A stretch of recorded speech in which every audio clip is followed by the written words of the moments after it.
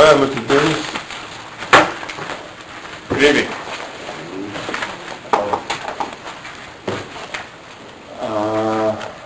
I don't see Bettis here. I'm sorry because I had a compliment for him, but I'll say that. At the last council meeting, I asked the council to be part of the solution, not part of the problem, by requiring Rainsford and Mount Vintage Development Corp. to complete the infrastructure in 21 days or post a performance bond with a date certain in case of default. I got to stop and tell you something. I am not enjoying this process at all. Well, I'm not either. No, I understand that, sir. But how many people we got here? 60, 70? Look at all the man hours we're wasting on this. Look at your man hours. My man hours, fine, I'll write them off. But we've got a whole lot of people that are interested in this. And from my way of thinking and the way I was taught to read English, the law is pretty clear cut. I'd much rather be playing golf and entertaining the fine people of Mount Vintage in my home. Unfortunately, you can't get to it unless you got a tow truck behind you. And this has been going on for over 2.5 years.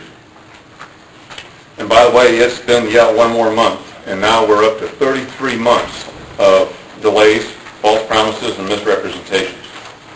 And I don't have a sewer, I don't have water, I don't have a road, and the only reason I have electric is because I called Aiken Electric myself and talked to Todd Scoggins, who is a great man. And we had a great conversation, and I explained my situation. He took sympathy on me and moved me up on the priority list. But I want to go on and say this is not about me. There are 30 homeowners on Utah Springs, which is the road that I'm trying and want to live on, but can't.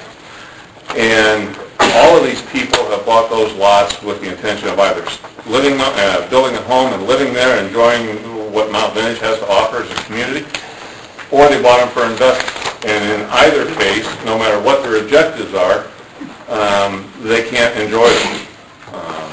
And that's tragic. It's been almost 3 years since we bought the lot and told that the infrastructure would commence in 6 weeks and be done in 6 months. If I had started to build a house when I was told I could, I would have had a finished home vacant for 2 years. What have each of you experienced in the last 2 years? How many friends have you made? How many times have you enjoyed the fellowship of others in the last 2 years? How many times have you had people over to your house? Rainsford has prevented me from having any of that. And all the people that own lots on Utah Springs. And Utah Springs is one of 5 roads that are in contention here. But Utah Springs is the only road where there are any homes currently in construction process, 2 of which are very close to being done. One is being occupied only for the grace of God because he's pulling water several blocks away.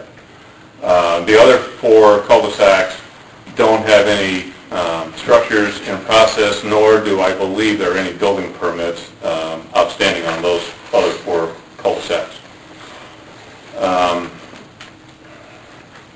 So, from my way of thinking, my wife and I should have moved down here at least 2 years ago. Partly to enjoy the fine people of Edgefield County, but also to enjoy the fine weather. Last Tuesday night, back home, we got 12 inches of snow. I'm not there. My wife is 5 foot nothing and weighs 100 pounds, and she's out there breaking her back shoveling snow, thanking Mr. Rainsford. Rainsford sent a letter to all Mount Vintage landowners about 10 days, 2 weeks ago, and he admits that the sewer and water are not yet complete. I have a copy here if you want to see it. But he didn't mention it's been 3 years in process. He goes on to say, and I quote, "All that remains are to complete the wiring of these pump stations and get them started. Fine grade the road and pave it," unquote. It sounds like a piece of cake. Unfortunately, he's not quite accurate. I have here a 3-page report from the Edgefield County Water and Sewer Authority dated January 14th that lists 13 different deficiencies in the sewer and water infrastructure that has to be corrected before Edgefield Sewer and Water would even consider accepting it as part of their 13 deficiencies, while not terminal, they have multiple instances on each one. And let me just give you one example. On Utah Springs Trail, where the three of us are trying to live, there are 27 manholes. One of these issues is that the manholes must be raised up to the level of the finished road once it's paved, if that ever happens. And so what has to happen is those 27 manholes have to be raised. Well, unfortunately, at the homeowners meeting, Rainsford said that they made a decision to hire a new contractor to take over from the old contractor because they had more resources to devote to the project and they thought they could get it done faster. I suspect they might be able to get it done faster, but my logic has a real hard time with a new contractor that has 4 people on a crew, one of which is a superintendent, versus the old contractor, which had 15 guys on the crew and 27 pieces of equipment. I know because I counted them. So, you know, by the time Rainsford gets this infrastructure done, my grandkids will be able to move into a new house, and I don't even have grandkids. 2/3 of the lift stations are not operable, and that's after 5 days of work and 3 different crews trying to work on them, including one today that I talked to.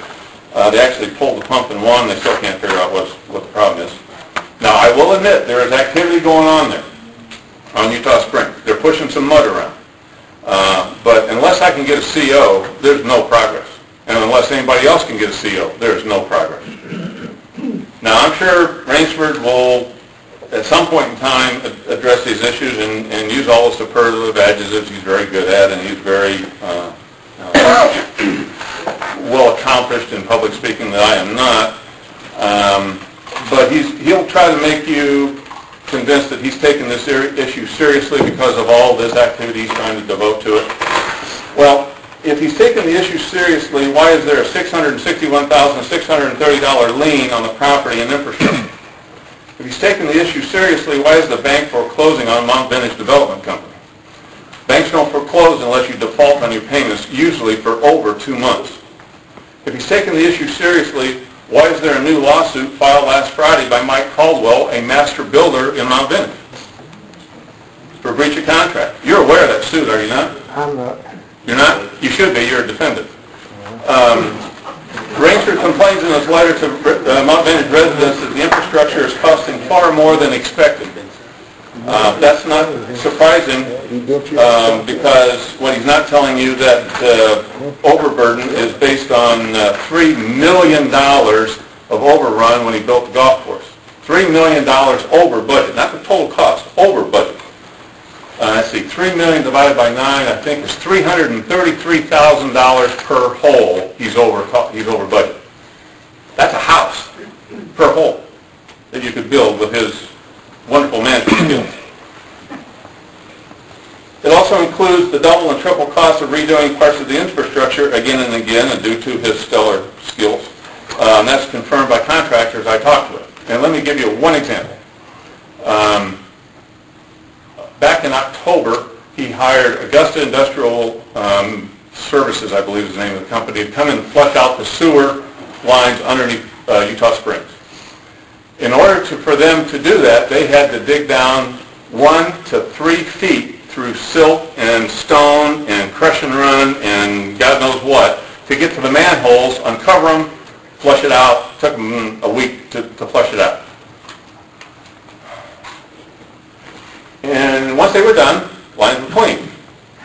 What did he do? Put the manholes back on, and he graded all that crap right back over the top of those manhole covers, and it silted up again. And he's done it now 3 times in the last 8 weeks. And he's going to complain about how much it cost him to do it. I'm not surprised.